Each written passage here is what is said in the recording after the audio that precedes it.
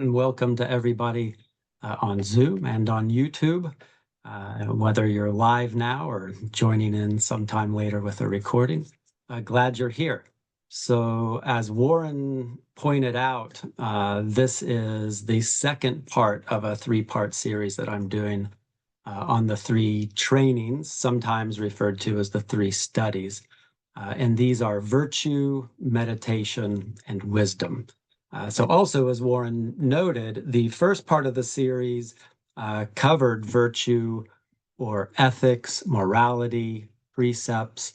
And if you haven't listened to that, I strongly encourage you to do so, because if you're here today, you're interested in meditation.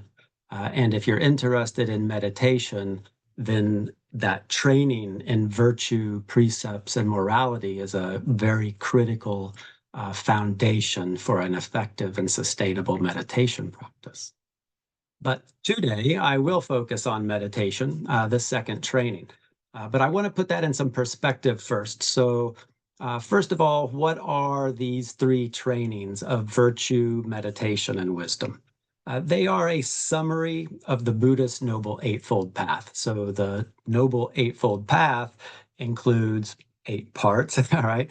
Right view, right thought, right speech, right action, right livelihood, right effort, right mindfulness, and right concentration.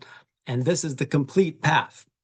This is the complete Buddhist path. And all 8 components of that path have to be present in our practice for our practice to be complete and whole and really lead us where we want to go.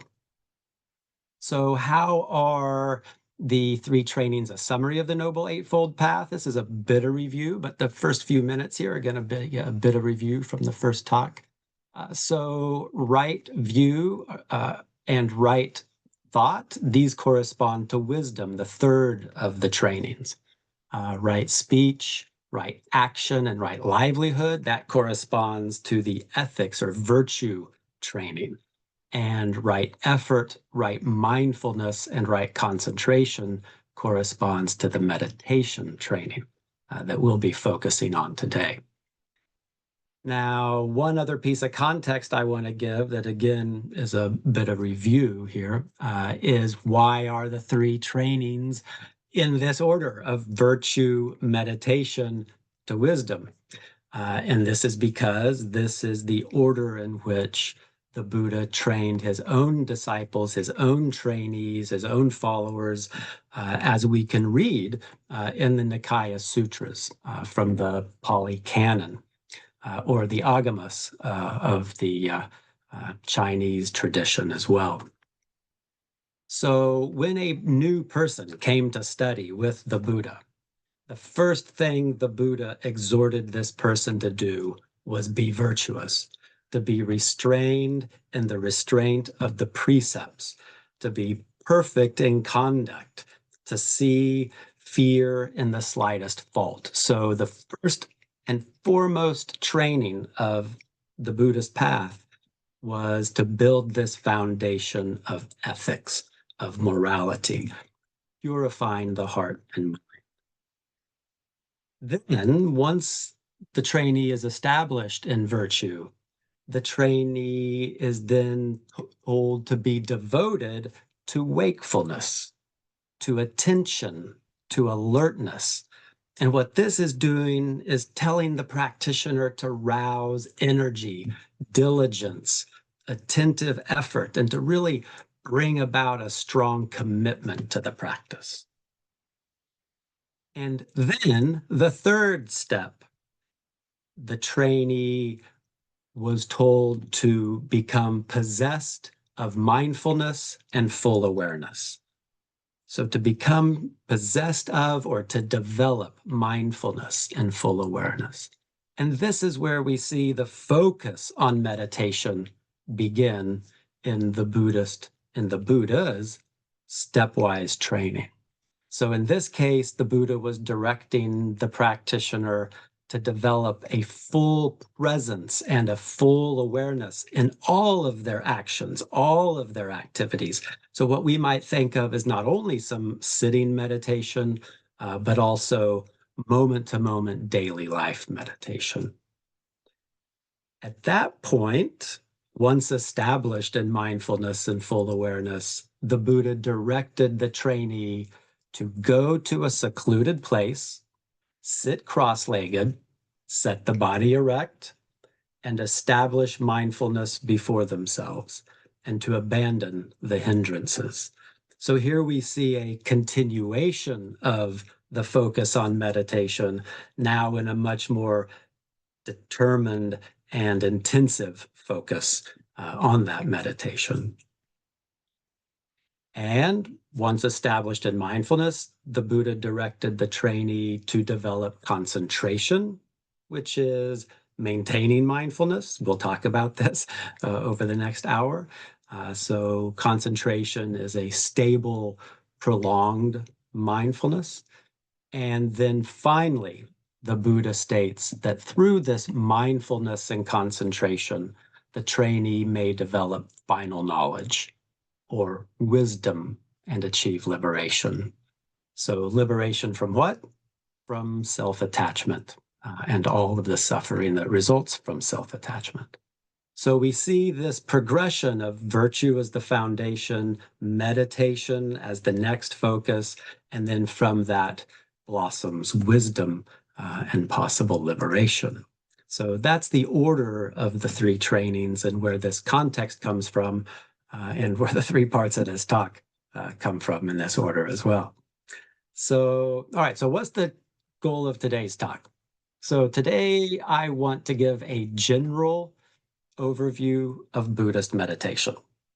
And I'm hoping that this will be applicable to people from any Buddhist tradition, and also useful whether you have a meditation practice now or not, right? So if you have a meditation practice already, I hope to provide some opportunities to reflect on that practice, maybe get some different perspectives, some reminders, and maybe a bit of inspiration for continued or renewed vigor in your practice.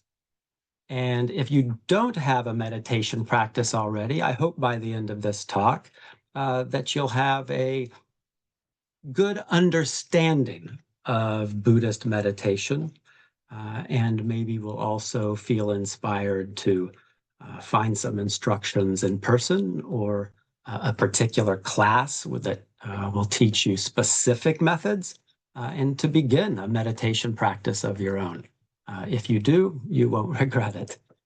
It's very useful. So I'm not going to be talking about specific methods, and we're not going to do meditation online today, but I'm going to give us a broad and sometimes detailed overview of what meditation is all about in the Buddhist tradition.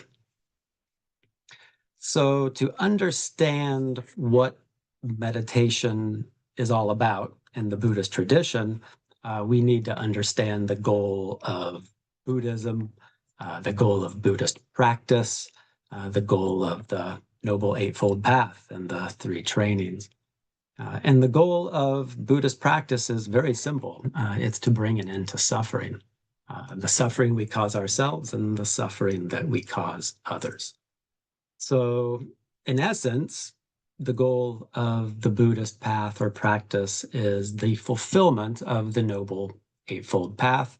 And that means, in even a more summarized way, or a different summarized way, the fulfillment of the Four Noble Truths. To understand suffering, to understand the cause of suffering, to understand that suffering can be let go of, it can cease, and then also to walk that Noble Eightfold Path that leads to the cessation of suffering, or in short, the three trainings. So the overall goal is to stop causing ourselves suffering and to stop causing other people suffering, again, by letting go of self-centeredness and egoistic self-attachment. All right, so that gets us started, gives us some context, lets us know where all this goes. So then what is meditation? All right, got a little talking to do here. But very simply, we can say that meditation is the study of the mind, right? Meditation is the study of the mind. Meditation is a way for us to clearly understand the nature of our mind and therefore of ourself. Meditation also teaches us to use the mind skillfully, or we might say wisely. And what does that mean? That means that we can use our minds in a way that reduces our self-attachment and reduces suffering. Again, our own and that which we might cause others. So, why is using the mind skillfully important? Because through meditation, what we come to understand is that the causes of our suffering are not outside of ourselves. Uh, they come from our own mind. So the causes of suffering are not the people around us. The causes of our suffering are not the stop and go traffic, not the long line at the grocery store, not our aging or injured body, not the loud music next door, not the biting mosquitoes, not job insecurity, all the things that we associate with our suffering. Those aren't the actual cause of our suffering. The only causes of our suffering are in our own. And we cause ourselves suffering because, one, we don't understand the nature of our own mind, and we don't know how to use our mind skillfully or wisely. So meditation is how we come to deeply understand the nature of mind and how we learn to use our mind skillfully. All right. Now, that's all pretty grand, and we'll look at that in more detail. But a lot of people come to learn meditation or look into meditation for more specific benefits, right? They want a few nice things a little more quickly, or something, I guess, more tangible. So let me just make it clear that all those things, excuse me, people usually come to meditation classes looking for, or meditation retreats looking for. We do gain many specific benefits along the way. For example, our mind becomes calmer, it becomes more focused, it becomes more clear, uh, body is more relaxed, body and mind are healthier, we gain emotional stability, we gain greater patience, greater contentment.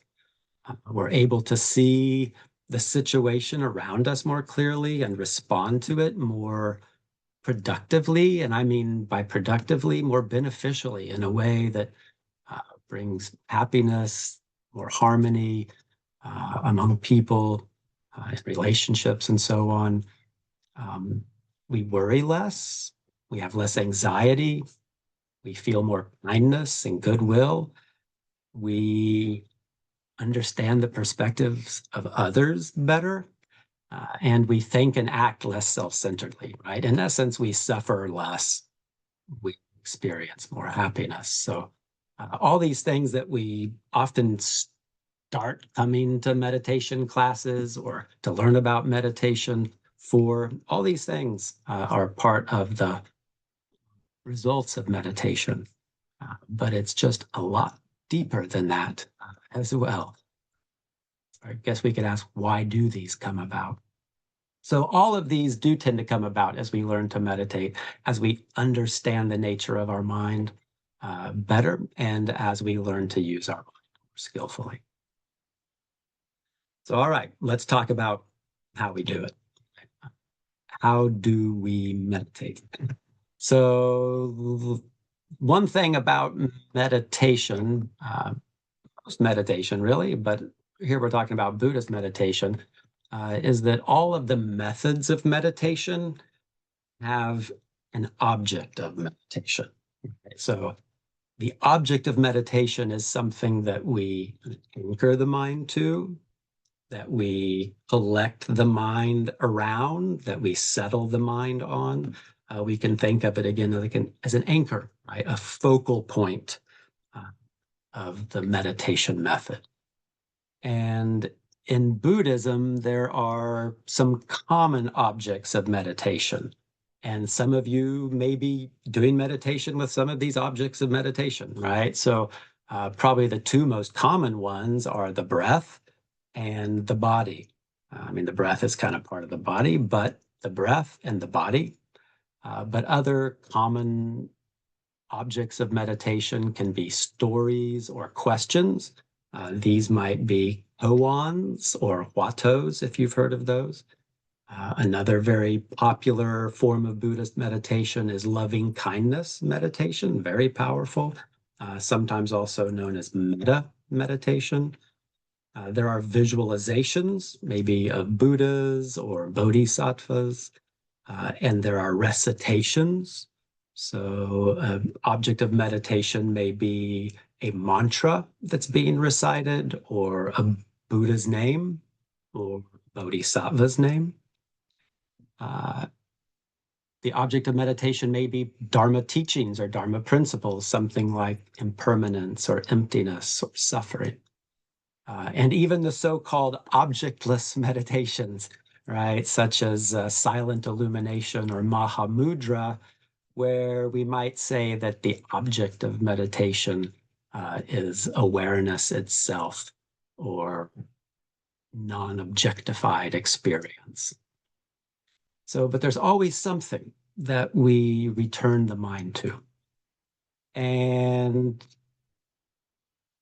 different traditions of Buddhism, different schools, different lineages, different teachers may teach different methods of meditation. That means they may use different objects of meditation. And they may approach the same method or same object of meditation in a different way. But this is fine. This is good because all of us are very different. We have our own tendencies when we come to the practice. And so these different methods of meditation allow all of us, with all of our diversity, to enter the path through a method that really speaks to our heart and syncs with our mind. And if taught properly and if practiced properly, all methods of Buddhist meditation are developing the same Buddhist path. And they're all leading through really basically the same stages generally of kind of transformation of how we understand and use the mind, and ultimately lead to the same end or progression of the cessation of suffering, the letting go of self-attachment. So, there's not some one best method. There's many good methods. There's just good practice and I wouldn't say bad practice, but maybe lazy practice or not practicing is the worst of all. So, yeah. All right. So every method of meditation has an object. And then when we talk about doing meditation, there's really two principles that are most commonly spoken about to explain how Buddhist meditation works. And these are samatha and vipassana. So samatha can be translated as tranquility, calmness, silence, serenity, or as settling, calming, stilling, right? So samatha, this aspect of Buddhist meditation, is the collecting and concentrating of the mind in the present on the object of meditation, right? It is the stilling, not the complete elimination of, at least not for a long time, but the stilling of our wandering thoughts. Vipassana, the second aspect or principle of Buddhist meditation, can be translated as insight or illumination, or clear seeing, or as contemplating or investigating. And Vipassana is seeing things as they really are here and now. So seeing things as they really are here and now, as opposed to how we wish they were, how we want them to be, how we think they should be, or how we, due to preconceived notions, mistakenly think they are because we're just following our preconceived notions instead of looking carefully and closely to what's actually going on.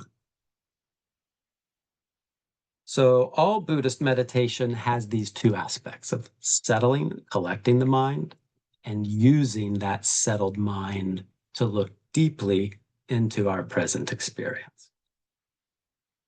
So why are these the two common aspects of Buddhist meditation? Well, the reason for that is twofold, right? The first reason is that our mind is usually scattered. We're usually thinking about something that has little or nothing to do with what is actually going on right now in the present moment. And as a result, we're not clear about what is happening in the present moment. Our thinking and our direct lived experience are out of sync with each other. And as a result of this, we feel stressful, we feel uneasy, we feel separated, we make mistakes, we cause problems, we suffer. So samatha addresses this by collecting the mind into the present, bringing our thinking mind and our embodied, direct lived reality together into a whole.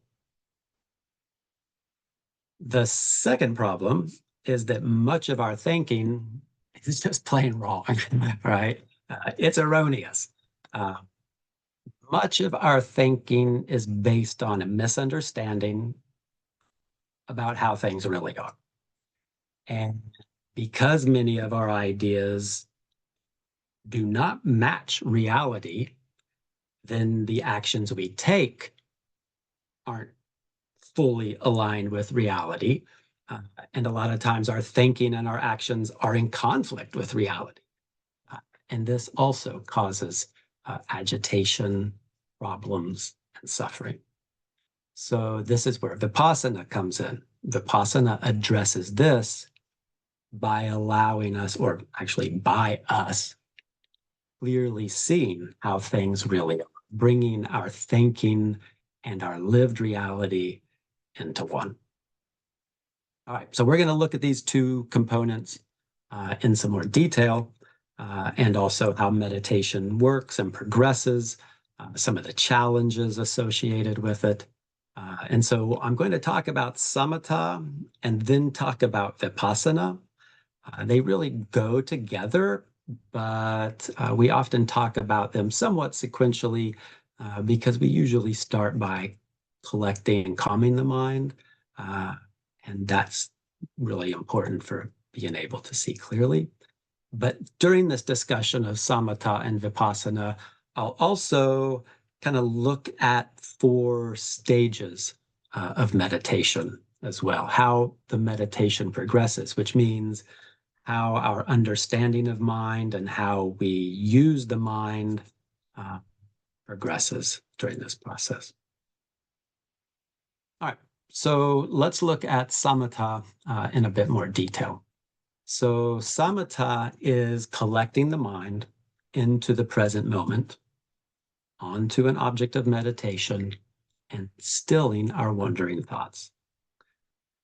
Maybe in more familiar terms, this is establishing mindfulness. Right?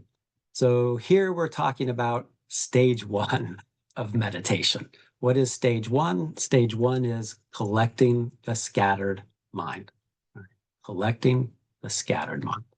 So most of us start with a scattered mind, and our mind will wander off sometimes anyway, right? No matter how long we've been meditating. But we start with a scattered mind, and we collect this scattered mind by bringing our attention to the object of meditation. And when the mind wanders off, we just bring it back again and again and again. So let's say the object of meditation is the sensation of the breathing or the breath passing in and out through the nostrils, maybe passing across the skin on the upper lip, right under the nostrils. And so the object of our meditation is the changing sensations or the sensations of that breath moving across that spot on the body. So we bring our attention to the sensations of that spot on the body. And maybe we hold it there for a while. And then what happens? Our mind wanders off and starts thinking about something else, right? Maybe it starts thinking about something we read the other day. Maybe it starts thinking about a movie we watched. Maybe it's a movie we watched 5 years ago, but it starts thinking about something else.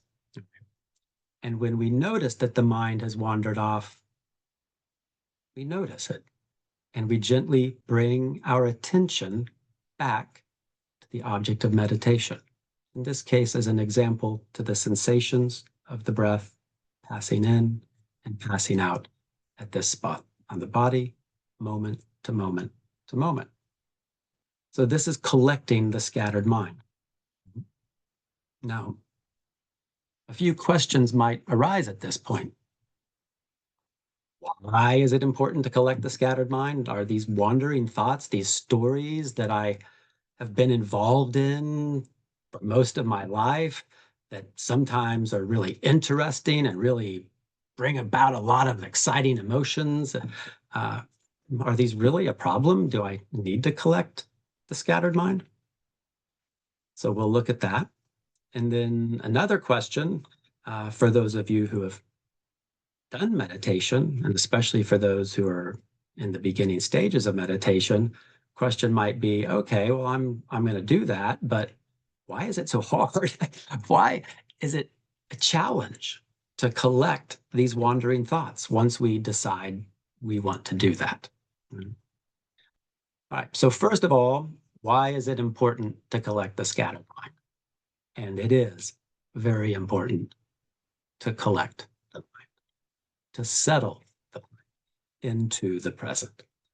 So, like I say, our mind is often thinking about something that is not right here, right now, where the body is in the present moment. It's not paying attention to what's actually going on in this present moment that is actually our real lived life. So let's take an example. We're vacuuming the floor. And when we're vacuuming the floor, maybe we don't find that very exciting.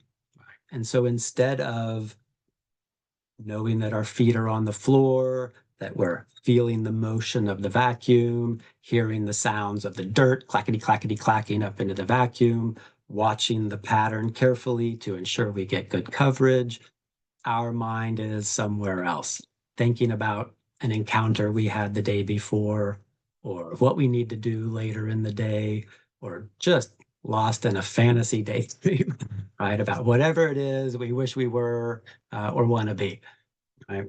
So we are split.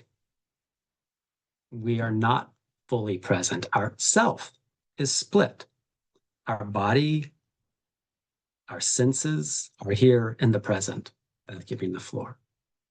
But our thinking mind is somewhere else.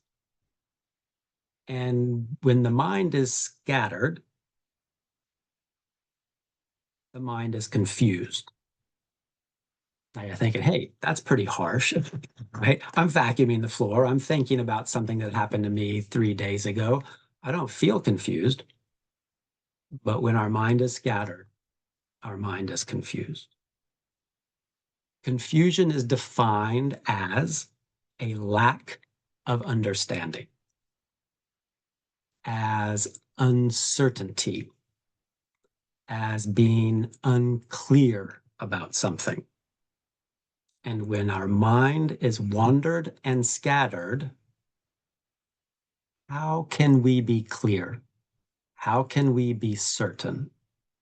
How can we have a full understanding of what is happening right now, right in front of us, right where our body is? We can't. Here's a few examples. We eat, but we don't taste the food. We've all done that. We look at a book, but we don't know what we just read. College students have done that. A person is talking to us, yet we have no idea what they just said. And we really feel that when they ask us a question. We have no clue what they've been talking about. We've all been here, right? Why do we have these experiences? Because our mind is scattered. Our mind is not clear. It is not certain. It does not fully understand what is happening. And when we don't fully understand the present, we don't fully understand ourselves, and we don't understand fully our life. And so we make mistakes. We feel separated, isolated. We feel not whole because we're often not. Now, this is compounded by the fact that our wandering thoughts, these stories that we get caught up in that have nothing to do with the present moment, cause their own feelings and emotions. And those feelings and emotions have little or nothing to do with the feelings and emotions that we might also be getting from our actual physical lived present moment. And then they get mixed up, and we don't know what goes with what. And we're responding to the present based on feelings and emotions that have nothing to do with the present. And we cause problems. We're confused. So, for example, let's say we are watching a movie with a friend, and our mind starts to wander. And we start thinking about somebody we don't like, about something they did to us recently, about how we did respond or how we didn't respond. We start thinking about how we would respond next time if they did something like that to us again. And we start feeling agitated. We start feeling angry, right? And then our friend asks us how we like the movie. And we respond rudely or offhandedly or with some agitation because we're feeling agitation. We're feeling anger in our body, in our mind, in our heart. And our friend had nothing to do with that. And now we've hurt them. Now we've kind of spoiled the moment. Hopefully, we're going to apologize. But this is because of our wandering thoughts. And it's not just you, it's not just me. There's not something wrong with us individually that we do this. This is, for better or worse, kind of how the human mind defaults. Everyone experiences this to some degree. But by helping us understand our mind, helping us learn to use the mind more skillfully, meditation offers us a way out of this issue, offers us a way out of this turmoil that is caused in our lives by wandering, scattering. So our mind, our body, and the environment can be in sync. Our self can be whole, and we can feel whole and connected in this way.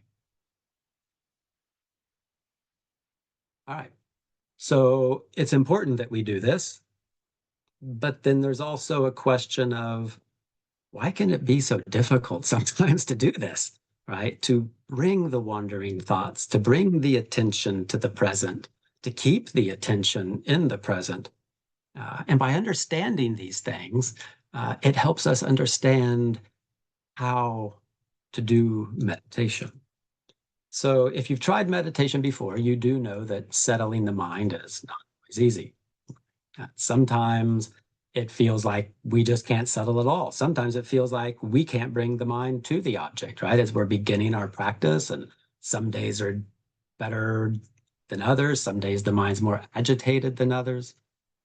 Sometimes we feel like we can get the mind onto the object and keep it there a little, but it's just all over the place. We call this the monkey mind, right?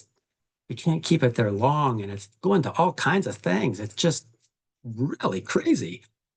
So why is it that it's so challenging to settle the mind sometimes?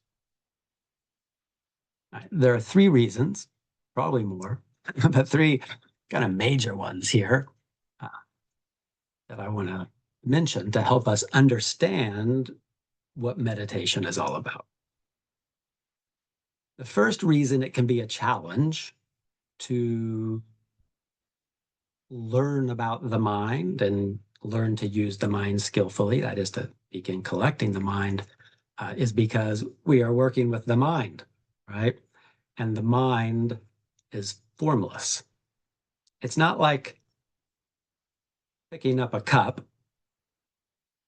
and moving it somewhere else or putting it back in the same location, right? A cup is a solid, concrete thing for the most part in the moment.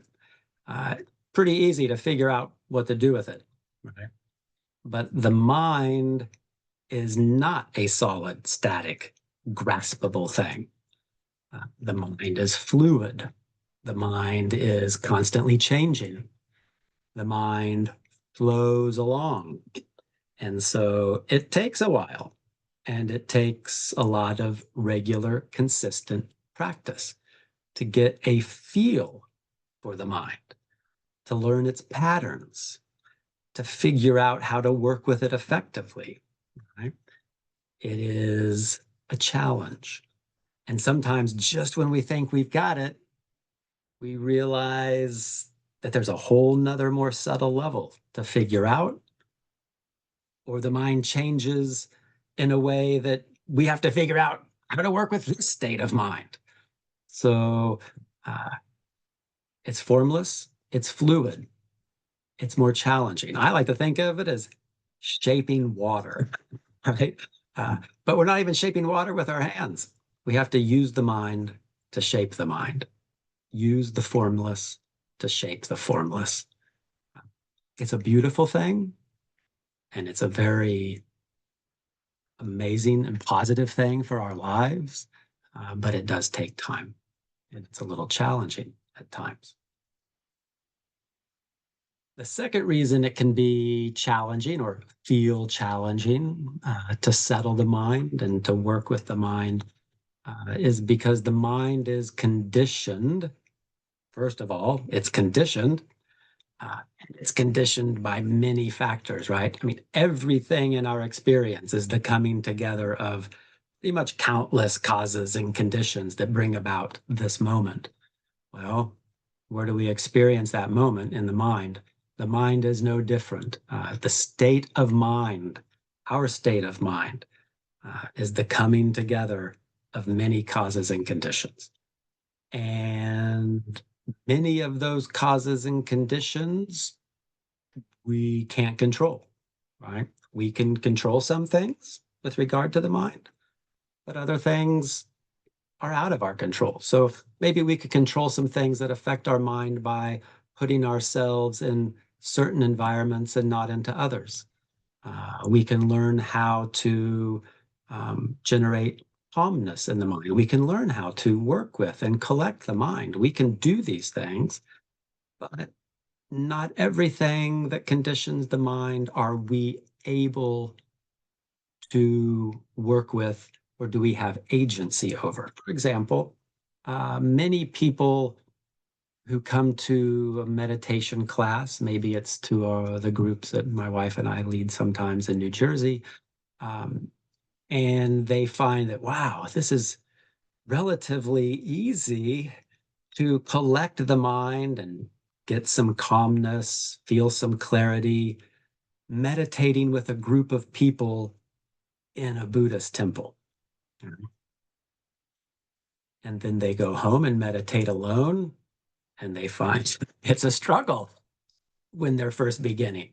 It's a lot different. There is a different set of conditions affecting the mind. And we need to be able to learn over time to work with the mind under all conditions. Another example is that some people learn to meditate with their eyes closed initially. And then when they want to make a shift, some do, to meditating with their eyes open, oh my gosh, they find that the mind is just wandering all over the place. And they have to learn to work with the mind conditioned by more visual stimulation. I believe there's a saying in Zen, Japanese Zen. I practice in the Chinese precursor to Zen, Chan Buddhism. But I believe there's a saying in Japanese Zen that's something like, they thought they were meditating well, but it was just spring.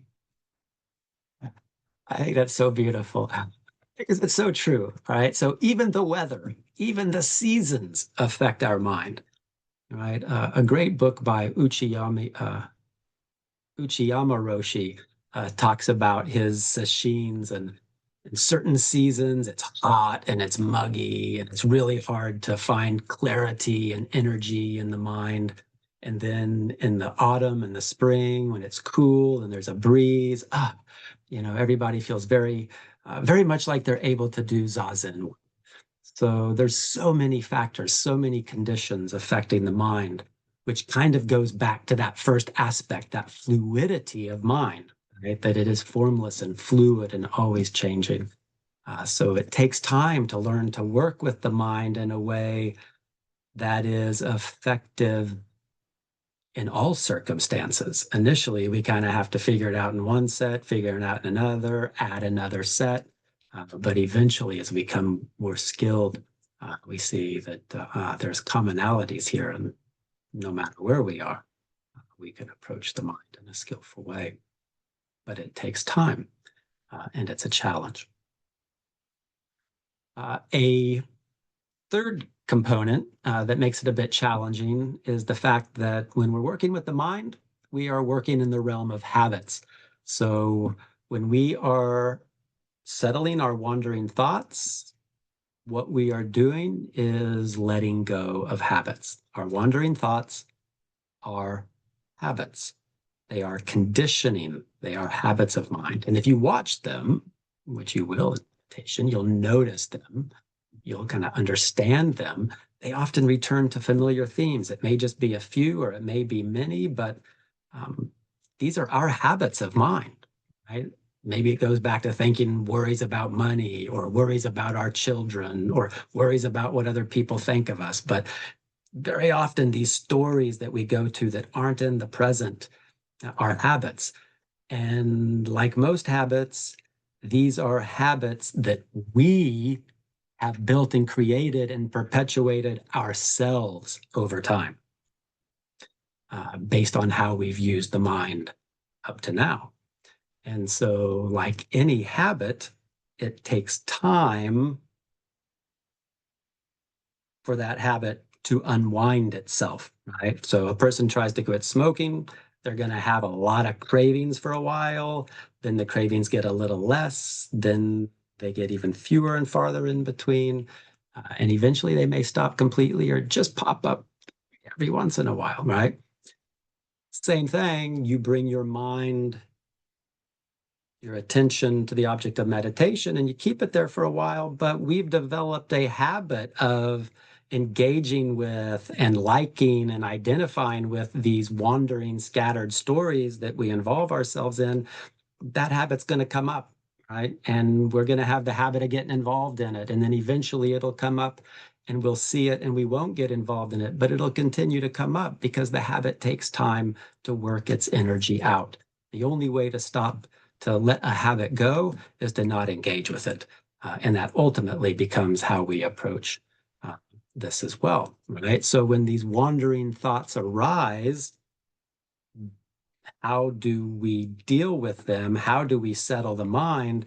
We don't in meditation just say, I don't want to follow wandering thoughts anymore. I'm going to stay right here. Now, there may be a few people who can do that, but most of us can't, right? Because we have these habits, strong habits. So when a wandering thought arises, we notice that it's there, right? It's come into the mind, but we don't fight against it. We don't try to resist it. We don't try to suppress it. We don't try to push it out, right? We also don't grab onto it. We don't start analyzing it. We don't engage in the story, and we don't identify with it. We don't engage with it. We notice it. We let it go. We don't engage. We return the attention to the object of meditation. We don't feed the habit. We visited Gaoming Monastery many years ago in China, and Master De Lin, really great old master, I think he's passed away since, said to us, Chan, the Buddhist path, is all about changing bad habits to good habits. No wonder it takes time, right? No wonder it's a challenge. So if we think that success in meditation is having no wandering thoughts at all, we're going to suffer, we're going to be agitated, we're just going to create more wandering thoughts. Instead, we need to see that these wandering thoughts that we have that we're trying to collect and settle, these are habits. And the only way to collect the mind and really settle the mind in a long-term way is just not to engage with them. We notice them, but don't feed them, don't fight them, don't grasp them, don't identify with them. Just return the attention to the object of meditation. And over time, the wandering thoughts do arise less, right? And when they arise, they don't draw our attention so strongly. We may still go to them occasionally, but we quickly come back, or we feel they start to arise, and immediately we see what it is, and we just return our attention. Or eventually, our attention is on the object, and a wandering thought arises, and we just kind of feel a little wobble from that arising, and we just let go and stay right there. We've really developed the ability to use the mind skillfully. And what are we doing there? We are developing new habits of mind, habits of returning the mind to the present, habits of keeping the mind in the present. So sometimes we feel that the practice of meditation is challenging because we want quick results, right? But meditation is not a quick result exercise. Most good things for us in our lives are not quick result exercises. So meditation takes time because we're letting go of old habits and building skillful, wise, and compassionate habits. All right, so that's a little bit about collecting the mind, settling the mind, bringing the mind to the object of meditation, establishing mindfulness. So kind of stage one, right? Stage one of meditation, collecting the scattered mind. So what's stage two of meditation? It is shifting from the collected mind to the concentrated mind.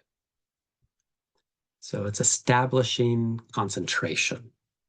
And what is concentration? Concentration is maintaining mindfulness, maintaining present clear awareness, moment to moment, for now an extended period of time.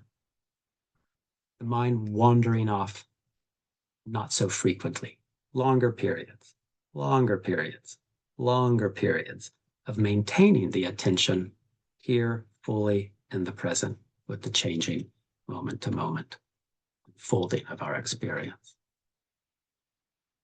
So during this stage of meditation, we are learning to recognize what it feels like for the mind to be present, to be mindful, and learning to extend that mindfulness, right? To extend that staying in the present. And one way to know that our mind has been collected in the present, that we are mindful, is when we are clearly aware of the changing sensations moment to moment to moment. If we are clearly aware of the changing sensations moment to moment through our eyes, ears, nose, tongue, body, and mind, then we know we are touching the present. The present flows. It changes moment to moment to moment. If we are aware of that, we are mindful. If we're aware of that for an extended period, we have concentration. If we feel like something is solid, separated, hardened out, crystallized, then we've got some kind of wandering thought going on. All right, so concentration is clear, stable mindfulness. Okay. Now, why is concentration useful? Concentration is useful because it allows us to look very closely and very subtly at our present moment to moment unfolding experience. When the mind is going back and forth, wandering a bit, present, wandering a bit, present, we do get glimpses of the present. Right? And we can actually learn a lot from that. Sometimes you can have a really transformative, sudden understanding about something from being in the present for just a while, right? But only when the mind stays in the present, clearly in the present, for these extended periods of time, do we have the ability to really look deeply, really notice more subtlety, more subtlety, more subtlety in how things really are here. To see more details and subtlety about the mind, about ourselves, about experience, about, and the more we notice about the mind, ourself, and our life, the more our perspective begins to change. And our perspective changes in a way that begins to bring our thinking, our understanding of actions into line with how things really. We suffer less. So some of the benefits of meditation come from simply relaxing and collecting the mind, settling the mind. But the deepest and most lasting benefits of meditation come from us being able to clearly look into the moment to moment unfolding of our immediate present lived experience. It's here that we begin to see where our thinking and our assumptions and preconceived notions are not in line with how things really are, to see how things really are and bring ourselves in line with that. And this type of understanding, this is insight. This is vipassana, the second aspect of Buddhist meditation. All right. So vipassana is seeing things as they really are, here and now. Again, as opposed to how we already think they're going to be, how we think they should be, how we wish they were, how we want them to be. Vipassana is just seeing how it really is. And this is a direct experiential seeing, a direct experiential feeling and knowing. It is not an intellectual understanding. that's arrived at by thinking, pondering, talking to others, philosophizing. All of that is important. It's important to study the teachings, discuss the teachings, think about the teachings, how they are relevant in our lives. But what we're talking about here is a direct, experiential being in this moment, feeling, knowing this moment directly. And this kind of direct knowing can only occur by being fully present in and a part of our unfolding moment to moment experience. And this brings us to stage 3 of meditation, right?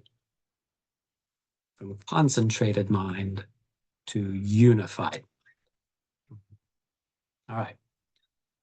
So this clear seeing of vipassana, this direct, clear seeing of the way it is associated with what we might consider here stage 3 of meditation, the shift to unified mind.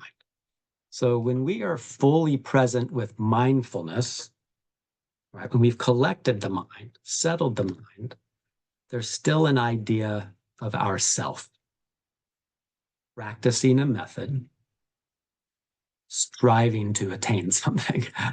Right? So the collected mind, exceptionally important. Concentrated mind, exceptionally important. But there's still this idea of self, practicing a method, seeking to attain something. So at this third stage, we question even those ideas that we hold in the present, right? So even these ideas, these fundamental ideas of a self practicing a method to attain something good, beneficial, wholesome, come into question. Do our ideas align with how the present is actually unfolding?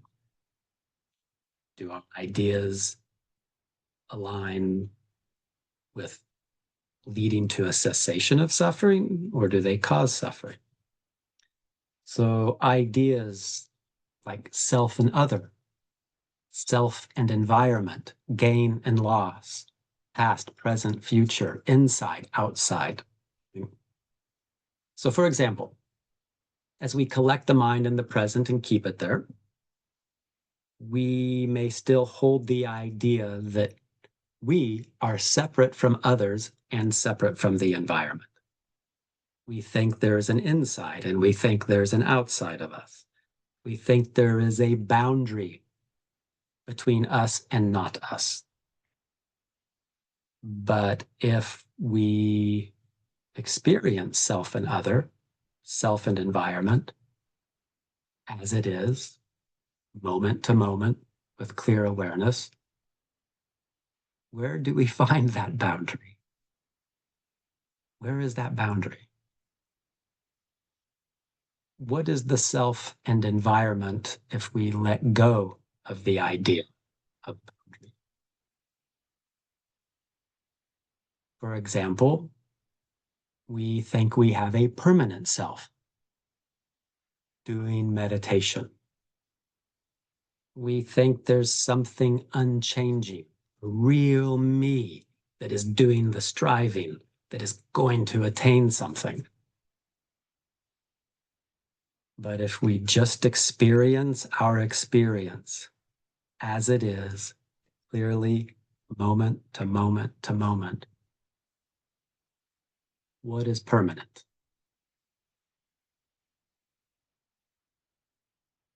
And we find something that is. What is ourself if we let go of the idea of permanence? For example, we think that seeking some things and rejecting other things is what's going to bring us lasting satisfaction, going to bring us fulfillment. We think that we have to attain something apart from ourselves, or just attain something, and we're really working hard. to do this. But if we look closely,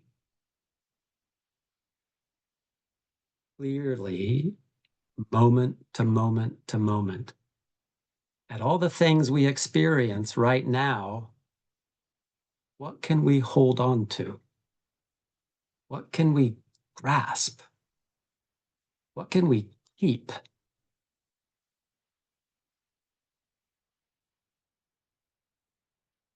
What is fulfillment if we let go of the idea of attainment?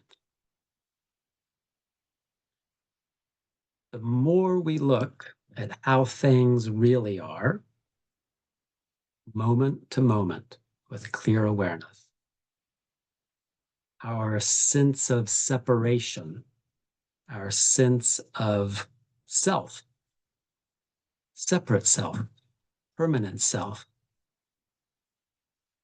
loosens,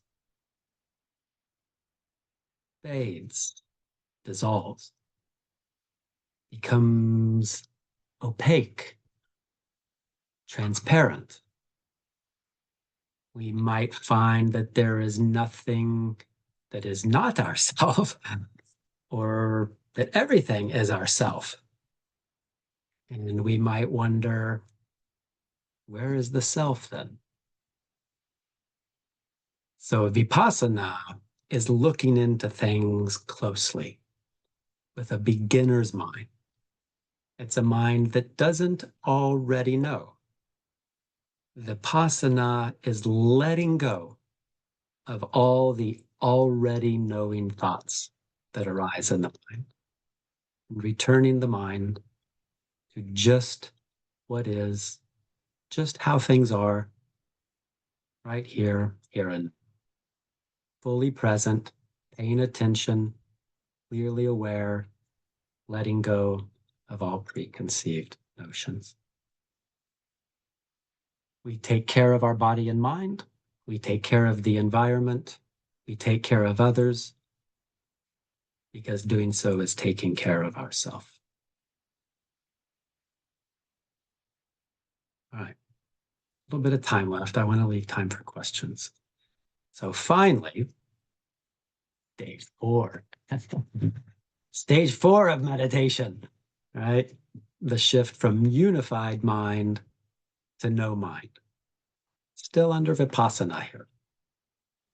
So no mind is when all notions of self, all concepts of self, all thoughts of self cease. Right? How do you bring it about? You don't. Right?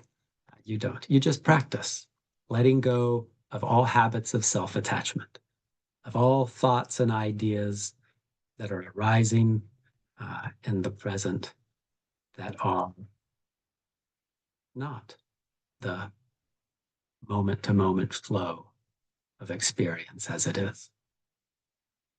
And perhaps the self will drop. Right? And then if it does, afterwards, when the notion of self returns, you keep on practicing, settling the mind, establishing mindfulness, establishing concentration, unifying the mind, enacting wisdom, enacting compassion to the best of our ability with a whole heart effort. But, so I am told, after an authentic no-mind experience, you have no more doubt about the Buddha Dharma and no more doubt about how to practice. But you keep practicing. You have to keep practicing. So you practice letting go of the remaining habits of self-attachment, and let them work themselves out.